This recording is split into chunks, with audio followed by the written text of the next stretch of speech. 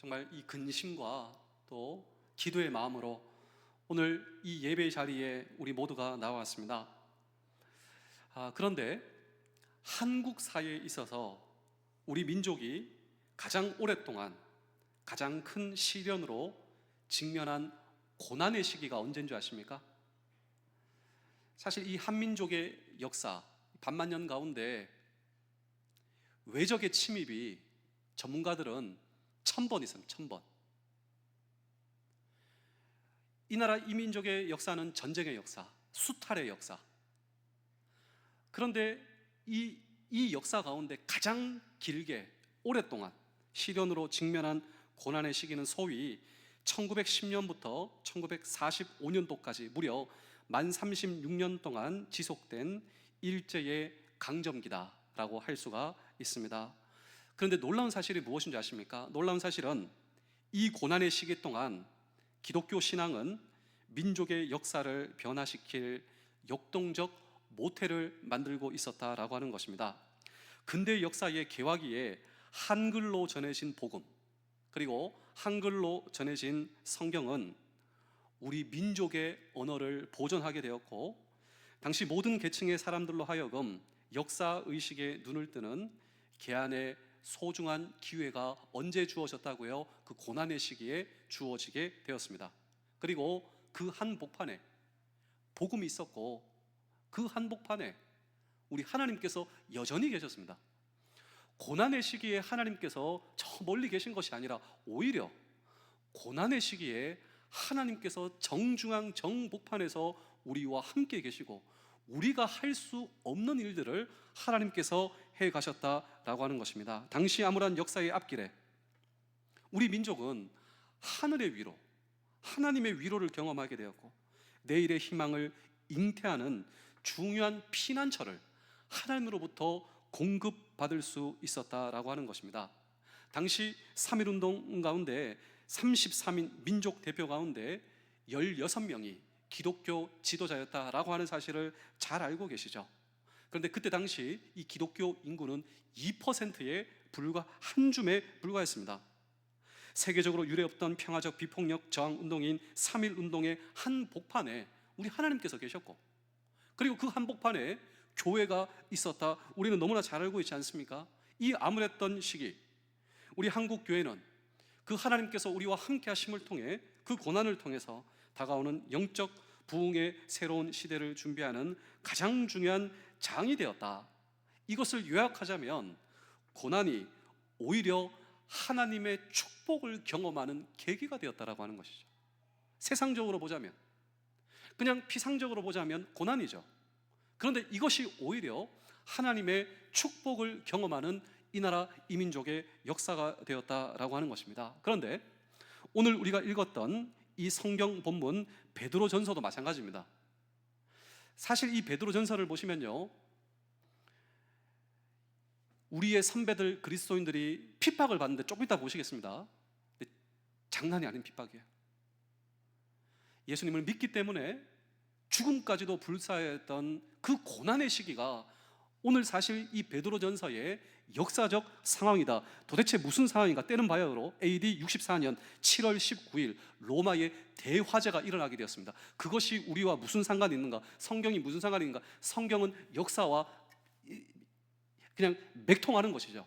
역사적 상황, 이 로마에서 AD 64년 7월 19일 로마 대화재가 일어나게 되었는데 로마 전역에 피해를 줄 만큼 충격적인 재앙이었습니다.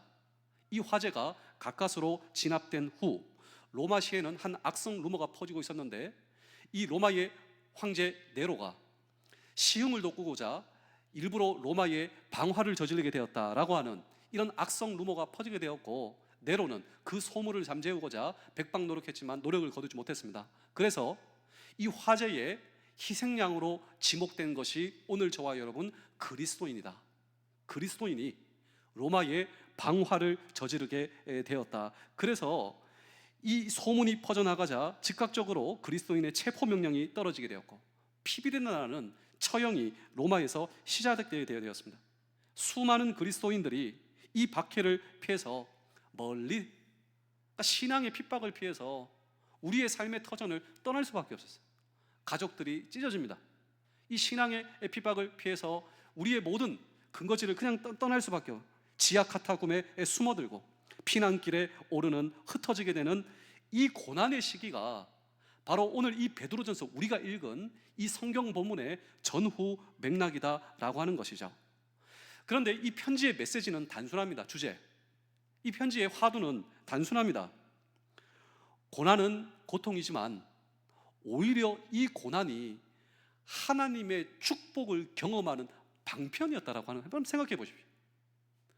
로마의 핍박, 이것은요 어마어마한 거예요. 그런데 이 핍박이 오히려 하나님의 축복을 경험하는 방편이었다. 여기서 우리는 묻고자 하는 것입니다. 어떻게 해서 고난이 축복이 될 수 있는가? 이 나라의 현재를 바라보면서 또 오늘 저와 여러분들의 개인의 역사, 우리의 역사를 바라보면서 내 인생에 경험되는 고난이 어떻게 하나님의 축복이 될 수 있습니까? 라고 하는 질문을 오늘도 우리는 세상에 묻는 것이 아니라 성경에 묻습니다. 그리고 그들도 질문을 했습니다. 우리의 신앙의 선배들도 로마의 핍박이 다가오는 그 정면에 그 핍박을 맞았으면서 아마도 그들의 질문은 이것이었을 것입니다. 하나님, why? 왜 우리에게 이런 고난이 찾아옵니까? 또 이 고난이 어떻게 축복이 될 수 있습니까? 우리의 질문, 그리고 그들의 질문, 우리는 다 함께 이 성경 본문 속에 던지고 함께 주의 음성을 들을 때 첫 번째로 고난은요 믿음의 연단을 가져온다라고 하는 것입니다. 한번 생각해 보실까요? 우리의 믿음이 언제 연단될까요? 또 우리의 믿음을 어떻게 연단시킬 수 있을까요? 성경의 해답은 너무나 단순합니다. 고난을 통하여 오늘 저와 여러분들의 믿음이 정금같이 성장하고 성숙하고, 고난이 없으면요 오늘 저와 여러분들의 믿음은 연단될 수 없다. 이것이 바로 이 성경이 저와 여러분들에게 말씀하시는 단순하고도 명료한 성경의 메시지다라고 하는 것입니다. 우리가 믿음을 갖게 되고 나면 우리는 다, 한 사람도 예외가 없습니다. 믿음을 가지고 나면 우리는 고난의 한 시기를 우리는 다 통과하게 됩니다. 사실 우리는 통과했고 지금도 통과하고 있고 앞으로도 우리는 고난의 터널을 통과하게 될 것입니다. 우리 신앙의 선배들은 그래서 믿음에도 불구하고 우리가 통과하는 이 고난의 터널을 가리켜 영혼의 어두운 밤, 그러니까 힘들다라고 하는 것이에요. 믿음을 가지고 통과하는 이 고난의 터널은 쉽지 않다라고 하는 것이죠. 그러나 누구도 면제되지 않는 고난의 터널이다. 어떤 사람들에게는 짧게 지나갈 수도 있고 어떤 사람들에게는 길게 지나갈 수도 있는 이 고난의 터널 말이죠. 그런데 짧든 길든 이 고난의 시간과 고난의 기회가 오늘 저와 여러분들에게 가져다주는 분명한 성경의 레슨이 있습니다. 이것이 우리의 인생에 가져다 주는 것, 그것은요 거짓된 믿음이나 피상적 믿음을 가진 사람들은 대부분 믿음의 장을 떠나게 된다라고 하는 것이죠. 내가 믿음을 가졌다, 그럼에도 불구하고 내 인생에 찾아온 고난, 피상적 믿음 그리고 거짓된 믿음은 고난 가운데 믿음을 떠나게 돼요. 그러나 참 믿음을 가진 사람은 남는다. 그리고 그들은 고난의 시기를 통과하며 더 순수한 믿음의 사람으로, 더 순결한 믿음의 사람으로, 더 굳센 믿음의 사람으로 연단받게 된다. 근데 우리 하나님은 어떤 하나님이십니까? 저와 여러분들의 믿음을 보신 하나님, 저와 여러분들의 믿음을 보시고 너의 믿음이 크도다, 너의 믿음대로 될지어다. 그 믿음이 언제 연단받는다고요? 그렇습니다. 우리의 고난의 시간, 우리의 고난의 터널의 시간 말이죠. 그런 의미로 우리 베드로전서 1장 6절의 말씀을 함께 읽도록 하겠습니다. 시작. 그러므로 너희가 이제 여러 가지 시험으로 말미암아 잠깐 근심하게 되지 않을 수 없으나 오히려 크게 기뻐하노다. 자, 이제 말씀이 막 다가오시죠. 이 성경의 저자인 베드로는 예수님의 수제자 베드로입니다. 고난이라고 하는 현실성을 절대로 피해가지 않습니다. 고난이 내 인생에 경험되고 있지만, 그런데 고난 때문에 우리는 여러 가지로 근심할 수밖에 없지만 사실 그것이 사실이라고, 고난 가운데 어찌 우리가 근심하지 않을 수가 있겠냐고. 그런데 이 고난 속에서 근심할 수밖에 없는 성도들의 아픔을 베드로도 사실 공감하는 것이죠. 나도 그랬다고. 나도 내 인생에 면제될 수 없었던 고난 때문에 나도 근심해봤다고. 나도 아파해봤다고. 그런데 그 근심은 아무리 힘들어도 이 단어입니다. 잠깐이다. 믿음의 사람의 인생에 경험되는 고난, 그 고난은 아무리 막심한 것 같아도 이 단어예요. 잠깐이다. 베드로는 강조하고 잠깐 지나간다. 그리고 잠깐 그 고난과 근심의 시간을 잘 건디면 오히려 이 근심의 시간은 커다란 기쁨의 시간으로 역전될 수 있다. 이것이 바로 성경의 교훈이에요. 믿음의 사람의 인생에 허용된 고난, 이 고난은 잠깐이라고. 그런데 이 잠깐의 고난의 시간은 오히려 나중에 역전될 것인데 큰 기쁨의 시간으로 하나님께서 우리에게 보상해 주실 것이라고. 고난이 믿음의 연단과 축복을 가져오게 된다. 우리 베드로전서 1장 7절의 말씀도 함께 읽겠습니다. 시작. 너희 믿음의 확실함은 불로 연단하여도 없어질 금보다 더 귀하여 예수 그리스도께서 나타나실 때 칭찬과 영광과 존귀를 얻게 할 것이니라. 자, 여기 보시면 믿음의 연단이라고 나오죠. 연단. 이 연단이라고 단어가 중요한데요, 이 연단이라고 단어를 성경 원어 히라보에 보시면 도키모스 이렇게 되어 있습니다. 다시 한번 저를 따라해 보실까요? 도키모스. 이 도키모스는 원래 도자기를 만드는 도공이 쓰는 단어였습니다. 자, 우리가 한번 도공이 되었다고 한번 생각을 해봤으면 좋겠습니다. 인류 도공. 그러니까 이 뜨거운 불에다가 진흙을 반중해서 유약을 바르고 멋진 이 도자기가 이제 탄생되겠죠. 근데 이 도자기를 딱 꺼냈는데 이게 여기 이렇게 뭐 좀 튀어나왔어요. 뭐 티가 들어가가지고 얘가 이렇게 된 거예요. 여러분 어떻게 하시겠습니까? 내 이름으로 나가는 이거. 근데 뭐 하시겠습니까? 아니에요. 그냥 깨트려 버리죠. 작품이 아니라고. 근데 정말 내 마음 속에 있었던 똑같은 이런 작품이 하나 딱 나왔어요.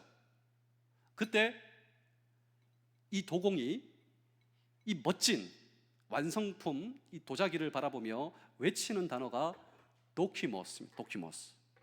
도키모스는 두 가지의 뜻을 가지고 있는데 연단. 이 연단이 무엇입니까? 불로 막 하는 거예요. 막 불로. 근데 하나의 단어는 합격이라고 하는 뜻입니다. 합격. 합격. 오늘 저와 여러분들의 믿음이란 무엇인가? 하나님을 향한 믿음. 근데 이 믿음이 언제 연단되는가? 오늘 저와 여러분들의 믿음의 사람의 인생에 허용되는 고난. 우리가 믿음의 사람임에도 불구하고 어떤 사람은요, 유형은 다를지라도 고난에서 면제된 사람은 없어요. 어떤 분들은 자기 인생에 경험된 이 연단의 문제가, 어떤 분들은 건강의 문제예요. 또 어떤 분들은 경제적 문제가 있는 분들도 있고, 어떤 분들은 남편이에요. 어떤 분들은 자녀고, 어떤 분들은 부모고, 어떤 분들은 사업이고, 어떤 분들은 이것이고, 어떤 분들은 이것이고. 저 사람은 아무런 문제도 없겠다. 모를 뿐이죠. 모를 뿐이지 그분의 인생에 경험되는 이 연단의 문제는요, 몰라요. 눈물의 연단의 문제가 없는 사람이 어디 있겠습니까?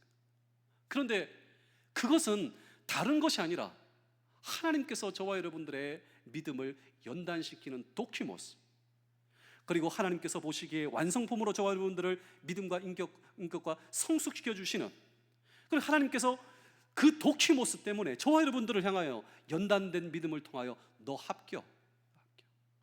너 합격이야. 사실 세상적으로 보자면 고난과 고통의 문제일 수도 있지만요, 영적인 눈으로 보자면 하나님의 축복을 우리에게 보내주셨다.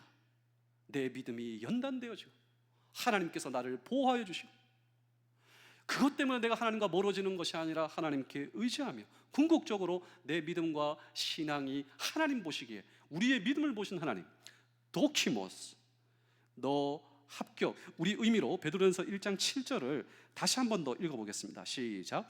너희 믿음의 확실함은 불로 연단하여도 없어질 금보다 더 귀하여 예수 그리스도께서 나타나실 때 칭찬과 영광과 존귀를 얻게 하실 것이요.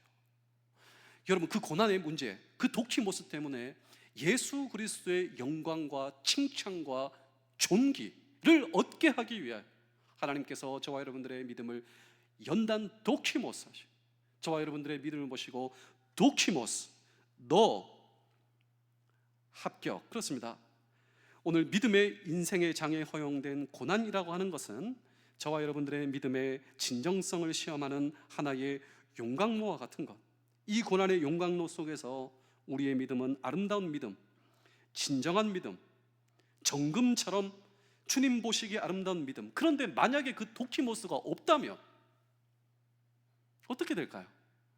오히려 그 도키모스, 합격, 오늘 저와 여러분들의 믿음이 금보다 더 귀한 믿음으로 연단되어 주님 오실 때 오늘 저와 여러분들이 칭찬과 영광과 존귀를 받기에 합당한 자로 우리로 만들어 세워주시기 위해 바로 이런 고난을 우리에게 허용하신다라고 하는 것입니다. 그래서 찬양에 이런 가사가 있습니다.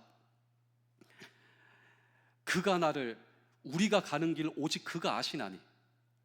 그러니까 내가 가는 길, 내가 걸어온 길 그분이 다 아신다는 거야. 그가 나를 단련하신 후에 내가 정금같이 나오리라. 이 단련이 도키모스입니다. 단련. 그가 나를 단련하신 후에, 그가 나를 연단하신 후에, 그가 나를 도키모스 하신 후에 내가 정금같이 나오리라. 사실 일제의 강점기, 이것은 고난의 시간이었지만 민족과 시대를 위해 일할 지도자들을 재련하는 시간이었다라고 말할 수가 있습니다. 일제강점기를 통하여 존귀하고 아름다운 신앙의 지도자들이 만들어지고 있었다라고 하는 사실을 기억하시죠? 월남 이상재, 고당 조만식, 도산 안창호, 남강 이승훈, 손양훈 목사님, 한경직 목사님, 손정도 목사님, 손원일 제독, 유관순 누나, 이 모든 믿음의 거성들, 공통적인 것은요, 연단, 도키모스, 이 민족의 지도자, 고난이 이런 아름다운 지도자들을, 보배로운 믿음의 삶들을 빚어내었다라고 하는 것입니다. 저는 지금도 마찬가지라고 생각합니다. 지금도 영적인 눈을 열어 여전히 함께 하시는 하나님, 오늘 저와 여러분, 왜 나에게 고난이 찾아오는가? 왜 우리에게 고난이 찾아오는가? 네, 이 기회는 내 믿음과 우리의 믿음을 연단하기 위한 축복의 기회요, 고난 앞에 절망하기보다 스스로 향해 이렇게 선포할 수 있다면 이것은 내 믿음을 연단하는 축복의 기회요, 우리 민족을 연단하기 위한 축복의 기회다라고 바라볼 수 있다면 여전히 우리와 함께 하시는 하나님, 그 하나님을 우리는 의지할 수 있는 줄로 믿습니다. 두 번째로 희망의 새 삶을 살게 한다라고 하는 것입니다. 고난. 이 고난이 왜 우리의 삶 가운데, 이 민족 가운데 찾아왔는가? 고난으로 하여금 우리는 희망의 새 삶을 살 수 있다라고 하는 것입니다. 오늘 이 성경 본문의 전반부가 강조하는 메시지가 있다면 고난 때문에 오히려 희망의 새로운 삶을 살게 된다. 여러분, 어떻게 이것이 가능할까요? 고난 때문에 새로운 희망의 삶을 살게 된다고? 예, 우리 다 같이 우리 베드로전서 1장 3절의 말씀을 함께 보겠습니다. 시작. 우리 주 예수 그리스도의 아버지 하나님을 찬송하리로다. 그의 많으신 긍휼대로 예수 그리스도를 죽은 자 가운데서 부활하게 하심으로 말미암아 우리를 거듭나게 하사 산 소망이 있게 하시며. 자, 이 베드로전서는 역사적 상황과 일치한다라고 말씀드렸죠. 이 로마의 화재, 그리고 즉각적으로 이 희생양으로 지목된 그리스도인들에 대한 탄압과 처형과 그리고 피난과 흩어짐 가운데 쓰여진 성경. 이 고난 속에 그리스도인들이 흩어졌습니다. 그런데 흩어져서 고난받는 그리스도인들이 의지할 것은 그리스도밖에 없었습니다. 이 상황 가운데 우리가 의지할 것 없어요. 이 상황 가운데 의지할 것 그리스도밖에 없었다라고 하는 것이죠. 정말 그들은 그리스도를 바라보고 그리스도를 묵상하고 그분이 누구인가? 정말 그리스도가 누구인가? 그분은 우리의 죄를 짊어지시고 우리보다 앞서 우리 때문에 고난의 자리에서 고난받으신 분이시다. 이 사실과 이 결론 앞에 도달하게 됩니다. 내가 고난받기 전에 내 고난을 받으시고 그 고난의 자리에 죽음까지도 받으신 분, 그리고 죽으신 분, 그러나 장사한 지 사흘 만에 부활하신 분, 우리가 그 예수 그리스도를 구주와 주님으로 믿었을 때 부활하신 주께서 부활의 생명을 저와 여러분들에게 선물로 주셨고, 이것을 통하여 거듭난 우리는 그분이 허락하시는 희망의 새로운 삶을 살게 된다. 이러한 그리스도의 삶을 가리켜 사도 베드로는 오늘 이 성경 본문에서, 우리 다시 베드로전서 1장 3절 다시 한번 읽어보겠습니다. 시작. 우리 주 예수 그리스도의 아버지 하나님을 찬송하리로다. 그의 많으신 긍휼대로 예수 그리스도를 죽은 자 가운데서 부활하게 하심으로 말미암아 우리를 거듭나게 하사 산 소망이 있게 하시며. 자, 이것이 바로 오늘 이 성경 본문에서는 산 소망이다. 산 소망. 그분이 나 대신해서 고난 받으시고 죽으시고, 근데 그 부활하신 예수 그리스도를 오늘 저와 여러분들이 의지하며 살 때 그분이 나에게 주시는 소망이 바로 산 소망이다. 거듭난 우리는 그분이 허락하시는 희망의 새로운 삶을 살게 되는 것이 산 소망이다. 산 소망의 반대말은 무엇일까요? 죽은 소망이죠. 여러분, 소망이 죽어버리면 살 이유가 없어요. 뭔가 소망이 있기 때문에 버티고 살아가는 것이죠. 그런데 우리가 예수님을 믿을 때, 만났을 때, 붙들었을 때 우리에게 주어지는 축복이 무엇인가? 그것이 바로 살아있는 희망과 살아있는 소망. 이것이 이 땅에서 우리를 버티게 만드는 힘이 산 소망이다 라고 하는 것입니다. 이 땅에서 온갖 역경을 견디게 만드는 소망. 우리 베드로전서 1장 4절의 말씀을 읽겠습니다. 시작. 썩지 않고 더럽지 않고 쇠하지 아니하는 유업을 있게 하시나니 곧 너희를 위하여 하늘에 간직하신 것이라. 자, 가장 위대한 소망이 무엇이냐면 여러분, 천국 소망이죠. 가장 위대한 소망, 천국 소망. 왜냐하면 천국의 소망, 이 천국 기업은 썩지 않습니다. 그리고 더럽히지 않고 쇠하지 않고 영원한 천국의 소망, 그 소망을 가지고 사는 사람, 일제의 암울한 그 역사 가운데 살아가는 우리의 선배들에게 천국 소망은 얼마나 위로가 되었을까요? 그렇다고 해서 천국 소망이 천국 가기만 기다리고 있는 소망만은 가리키는 것이 아니다. 여러분, 정말 그렇게 생각하셔야 됩니다. 왜냐하면 천국 소망이 있기 때문에 그들은 이 땅에서도 담대할 수 있었다라고 하는 것입니다. 이 땅의 역경을 버티고 견딜 수 있는 힘. 우리 마지막으로 베드로전서 1장 5절의 말씀을 읽겠습니다. 너희는 말세에 나타나기로 예비하신 구원을 얻기 위하여 믿음으로 말미암아 하나님의 능력으로 보호하심을 받았느니라. 자, 천국 소망을 갖고 이 땅에 살아가는 사람,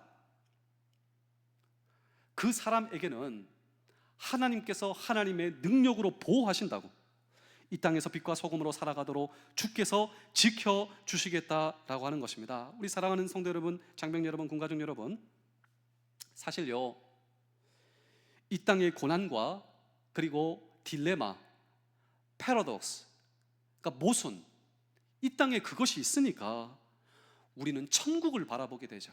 우리는 천국을 바라보게 돼요. 고난이 없고 날마다 이 땅에 번영과 축복만을 약속한다면 누가 천국 가기를 원할까요? 고난이 있기 때문에 천국을 바라보고, 그 천국을 바라보는 그 순간, 그 천국의 소망을 갖는 그 순간, 이것은 천국만 바라보게 만드는 것이 아니라 그 소망이 있기 때문에 이 땅에서 담대하게 살아가는 것, 그리고 그에게 펼쳐주시는 하나님의 능력의 보호하심, 이 땅의 욕심에서 자유할 수 있고, 이 땅의 현실 앞에서 초연할 수 있으며, 이 땅의 현실 앞에 용기 있게 부딪힐 수 있는 것. 그래서 이 소망을 가지고 있는 사람들은 고난을 견디며, 그리고 고난을 넘어서며 희망의 새로운 삶을 살 수가 있었던 것, 이것이 유관순 여사의 인생이 아닙니까? 이것이 우리 믿음의 선배들의 인생의 스토리가 아닙니까? 이것이 예수 믿고 살아가는 사람들에게 주어지는 놀라운 축복이다라고 하는 것입니다. 제가 마지막으로 한 분의 또 우리 신앙의 선배의 이야기를 들려드리고 오늘 설교를 마치겠습니다. 우리 사진을 한번 보여주시겠습니다. 잘 아시는 강영우 박사님, 이 장로님의 스토리인데, 이분은 2012년도 소천하셨습니다. 하지만 믿음의 아주 이 담대한 길을 걸으신 이분의 인생의 여정은요, 한마디로 따지자면 고난입니다. 한번 우리가 이분의 인생이었다면 나는 과연 어떻게 살아왔을 것인가 한번 얘기를 해드릴 텐데요, 중3 학교에서 축구를 하다가 축구 공에 맞아 실명을 하게 되었습니다. 그러니까 이게 두 눈이 멀게 되었어요. 그 소식을 듣고 부모님이 충격받아서 세상을 떠나신 것입니다.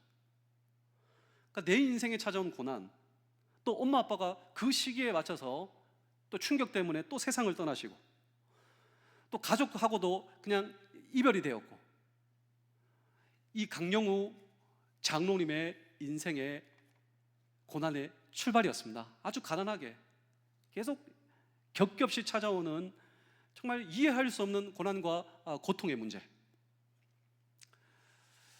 그런데 이분이 장애인이지만 미국에서 지금 현재 우리 한국 사람이 경험할 수 있는 최고의 공직자가 되어서 이 대통령 특별 보좌관을 하셨죠, 미국에. 그리고 퇴임을 하시고 믿음의 길을 걸어오시다가 2012년도 이제 하나님의 부르심을 받게 되었다. 우리나라 최초의 시각장애인 박사 강영우 박사님의 이야기입니다. 한국 땅에 장애인 복지를 위해서 새로운 세기를 여는 데 결정적으로 기여했으며 세계 장애인 복지를 위해 헌신하였고, 미연방 최고 공직자로 은퇴한 후 아름다운 믿음의 삶을 사시다가 하나님의 부르심을 받으셨다라고 하는 것입니다. 그래서 우리 강영우 장로님께서 살아계실 때 이런 인터뷰를 했는데요, 요즘 어떤 일을 많이 하십니까? 복음 전하는 것이 저의 제일 큰 보람입니다. 그런 와중에 이분이 췌장암 판정을 받으셨죠. 그리고 자기 생애를 정리하며 쓴 편지가 이제 이분의 책에 이렇게 기록되어 있는데요, 이 편지에 중3 시절 축구 골키퍼 하다가 공이 눈을 맞아서 눈이 실명되는 그 순간부터 시작된 고난의 인생. 그런데 그것은 고난이 아니었다. 그는 고백을 하고 있어요. 고난이 아니었다. 제가 이분의 이야기를, 이분의 글을 읽어드리겠습니다. 저는 실명을 통해서 하나님이 상상할 수 없는 축복의 역사를 제게 이루어 주시기 시작했습니다. 그러니까 내 인생에 찾아온 고난, 실명, 그런데 이것을 통하여 하나님께서는 나에게 놀라운 축복을 부어주시기 시작했습니다. 전쟁에 휩쓸려 폐허가 된 나라에서 어린 시절을 보내고 두 눈도 잃고 부모도 잃고 누나도 잃은 고아가 된 제가 지금 이 자리에 설 수 있었던 것은 전적인 하나님의 인도하심 덕분이었습니다. 실명으로 인해 내가 꿈도 못 꾸었을 예쁜 누나, 대학을 다니면서 이 강영우 이 박사님이 눈이 안 보이니까 대학의 선배, 그 여자 선배가 불쌍해서 도와준 거예요. 이게 뭐 가이드도 해주고. 그러다가 그 대학교의 예쁜 여자 선배님이 이 장로님의 아내 권사님이 되었다라고 하는 것이죠. 그래서 이 장로님이 이런 얘기를 하는 거예요. 내가 실명으로 인해 천사와 같은 예쁜 누나와 내가 결혼할 수 있었고, 실명으로 인해 열심히 공부해서 하나님의 도구로 살아보겠다라고 하는 생각도 했으며, 실명으로 인해 책도 쓸 수가 있었고, 실명 때문에 세상 방방곳곳을 다니며 수많은 아름다운 인연들을 만들어 내었습니다. 하나님께서 만들어주신 아름다운 인연들로부터 받은 것이 너무 많아 저는 봉사의 삶을 살기로 결심했고, 이를 통해서 많은 사람들에게 감동을 전하는 나눔의 강연도 할 수가 있었습니다. 두 눈을 잃고 저는 한평생 살면서 너무나 많은 것을 얻었습니다. 그리고 이런 얘기를 합니다. 한마디로 고난이 나에게 축복이 되었습니다. 그리고 이 췌장암을 통하여서 이제 마지막을 직감하고 아내에게 쓴 편지를 읽어드리겠습니다. 당신을 처음 만난 것이 벌써 50년 전이군요. 햇살보다 더 반짝 빛나는 예쁜 여대생 누나의 모습을 난 아직도 생생히 기억합니다. 손을 번쩍 들고 나를 바래라 주겠다고 나서던 당돌한 여대생, 당신은 하나님이 나에게 보내주신 날개 없는 천사입니다. 몇 날 며칠을 고민하다가 당신에게 내민 이름 석자, 싸구려 반지 하나, 끼워주지 못한 프로포즈, 그 이름의 남편이 되겠다고 그래서 반지 대신 내밀어준 그 이름 석자를 너무나 감사하게 받아준 고마운 당신. 이 장로님이 아내 권사님의 이름 석은옥, 글 보이지 않는데도 써가지고 내준 거예요. 이게 내가 당신 이름을 책임져 주겠다.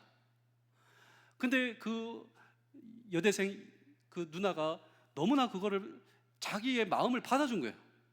내가 줄 것은 반지 살 돈도 없어서 당신 이름을 적어서 내가 책임지게 했는데 그거를 감사하게 받아주었다. 고마운 당신, 그런 당신과 부부의 인연으로 함께한 지 벌써 40년입니다. 앞으로 함께할 날이 얼마 남지 않은 이 순간, 나의 가슴들을 가득 채우는 것은 당신을 향한 감사함과 미안함입니다. 시각장애인과의 결혼이라는 쉽지 않은 결정을 해준 당신이 고맙고, 이렇게 한결같은 마음으로 나와 항상 같은 곳을 보면서 함께 해준 당신에게 고맙습니다.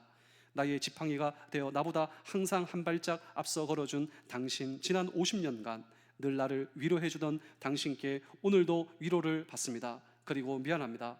더 오래 함께 해주지 못해 미안합니다. 내가 떠난 후 당신의 외로움과 슬픔을 함께 하지 못할 것 같아서 당신이 있었기에 모든 것이 가능했습니다. 당신은 나의 어둠을 밝혀주는 촛불이요, 아직도 봄날 반짝이는 햇살보다 눈부시게 빛나고 있는 당신을 나는 가슴 한 가닥 품고 떠나갑니다. 사랑합니다. 그리고 고마웠습니다. 그리고 두 아들에게 편지를 남기게 되는데, 편지는 이것이었습니다. 너희들에게 아버지, 반평생 살아왔다는 것이 나에게는 축복이다. 나를 아버지로 만들어준 너희들, 아들들과 목욕하고 뒹굴며 뛰노는 즐거움을 선물해준 너희들, 손주들과 오붓한 낮잠을 즐길 기회를 준 너희 이 두 아들을 주신 하나님께 난 정말 감사한다. 너희들 덕분에 복된 삶을 살았다. 내가 떠나가더라도 너희들 곁에 사랑하는 사람들이 늘 함께 할 것이기에 아버지는 슬픔도 걱정도 거두고 떠난다. 하나님의 크신 사랑과 놀라운 축복이 늘 너희들과 함께 하기를 하늘나라에서 아버지는 계속 기도하겠다. 나의 아들 진서가, 진영아, 나는 너희들을 넘치도록 사랑하고 사랑했고 지금도 사랑한다. 제가 우리 이 장로님, 이 강영우 박사님의 글을 읽으면서 이런 생각을 하게 되었는데, 고난의 축복을 알고 있는 사람이라면 우리가 극복하지 못할 상황이, 어려움이 무엇이 있겠는가, 저는 그런 생각을 하게 되었습니다. 이 강영우 장로님은 고난과 대결하고 고난을 넘어서 희망의 삶을 이 땅에 살고 있는 천국의 소망과 함께 아름다운 마무리를 할 수 있었던 이유는 무엇인가? 그것은 단순한 의지만이 아니라고 생각합니다. 그분이 너무 고맙다고 감사하다고 말하는 하나님, 그리고 그 하나님이 보내주신 예수 그리스도.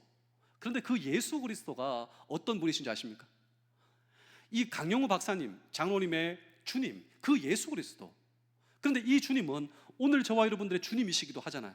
내 인생의 주님이시고 우리의 목표이시고 우리의 희망 그 자체이신 우리 예수 그리스도는 어떤 분이신가? 예수 그리스도는 누구보다 앞서 고난을 받으신 분이에요. 예수님께 고난이 없었습니까? 그렇지 않습니다. 누구보다 앞서 내 고난을 받으신 분, 그리고 고난을 이기시고 부활하신 그분, 그래서 이 부활을 통하여서 우리에게 또 다른 부활을 약속하신 그분, 그 예수 그리스도를 구주와 주님으로 받아들인 사람만이 고백할 수 있는 희망, 그 희망은 이것이죠. 오늘 인생의 자리에서 어떤 고난이 저와 여러분들을 찾아왔는가? 이 나라 이 민족에 어떤 고난이 찾아왔다고 우리는 생각하고 있는가? 이 고난을 넘어서기를 원하는가? 그렇다면 그 고난 건너편에 주님께서 예비하신 부활의 소망을 오늘 저와 여러분들은 바라보고 있는가? 그렇다면 이 고난 속에 예비된 축복을 오늘 저와 여러분들은 바라보아야 할 것입니다. 십자가 건너편에 예비된 부활을 바라보신 것처럼 말입니다. 그리고 이 고난 속에 예비된 축복으로 우리의 가정과 이 사회와 이 민족이 직면해 있는 오늘의 고난을 극복하고 희망의 내일을 향해서 벌떡 일어설 수 있는 저와 여러분 되실 수 있기를, 그리고 이제 십자가 앞에 오셔서 저와 여러분들의 고난을 내려놓고 여기에 부활하시사 나를 향해 미소 짓고 계시는 예수 그리스도를 향해 오늘 저와 여러분들의 구주와 주님은 당신이십니다. 그리고 그분이 내미는 살아있는 예수 그리스도의 손을 붙들고 일어서 주께서 예배하신 새로운 삶을 향한 축복의 축제가 시작되실 수 있기를 주의 이름으로 축복합니다. 기도하겠습니다. 우리 마지막으로 반주해 주실 때 제 마지막 메시지에 한번 귀를 기울여 주십시오. 오늘도 저와 여러분들의 인생과 오늘도 이 나라 이 민족의 역사 가운데 오늘도 고난의 시기를 우리가 경험하고 있다, 이렇게 생각되고 계신다면 주님, 실망하고 좌절하고 있는 당신의 자녀들이 있습니다. 오늘도 우리를 좌절케 하는, 오늘도 이 좌절과 낙심, 주님께서 오늘도 우리가 주님을 바라봄으로, 오늘도 주님께서 모든 고난의 시기 오히려 축복의 시간으로 우리에게 주신 것처럼 부활의 영이여 오늘도 우리를 깨워주시고 우리의 마음속과 우리의 인생의 부활을 허락하여 주시며 다시 일어서게 해주시고 다시 찬양하게 해주시고 인생은 살만한 가치가 있다 선포하게 도와주시며 예수 그리스도와 함께 주께서 고난 저 건너편에 예비하신 희망의 새로운 삶을 다시 출발하게 도와주시고 우리로 하여금 주께서 나를 단련하신 후에 내가 정금같이 나오리라 고백하게 도와 주옵소서. 우리 말씀을 기억하시며 다 같이 간절하게 기도하겠습니다.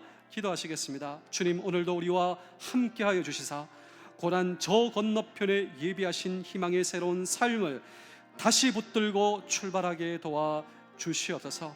우리도 주께서 나를 단련하신 후에, 주님께서 나를 연단하신 후에, 주께서 나를 도키모스 하신 후에 내가 정금처럼 나오리라, 내가 도키모스 나오리라.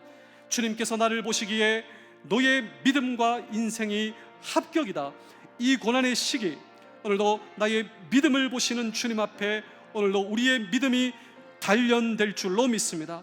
주님께서 기뻐하시는 믿음으로 일어날 줄로 믿습니다. 우리를 주께서 나를 단련하신 후에 내가 정금처럼 나오리라 고백하게 도와 주시옵소서. 이 나라 이 민족 주님께서 함께 하신 하나님의 능력과 하나님의 은혜를 바라보게 도와 주옵소서. 고난의 시기 오히려 하나님께서 우리와 함께 하시며 또 하나님의 길로 우리를 인도하신 하나님의 섭리를 바라보게 도와 주옵소서. 나라와 민족을 위해서, 우리 부대를 위해서, 오늘 우리 가정을 위해서 간절하게 기도하고 있는 주의 백성들의 간절한 기도를 주여 응답하여 주시옵소서. 오늘도 우리의 기도를 사용하셔서 우리의 기도를 통하여 하나님께서 일하실 줄로 믿습니다. 예수 그리스도의 이름으로 기도합니다. 아멘.